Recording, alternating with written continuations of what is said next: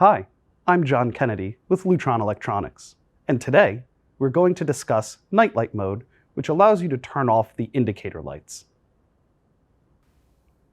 To disable the indicator lights, first enter Advanced Feature mode by pulling out the front accessible service switch.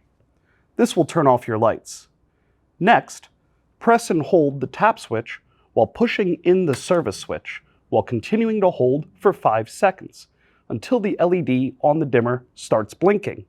Then release. Use the raise button to move the blinking indicator light all the way up to the top and hit the tap switch once to enter advanced programming mode. Then use the raise button to move the blinking LED to select the 5th from the bottom for Nightlight mode. Once this is blinking, hit the tap switch once to enter this feature.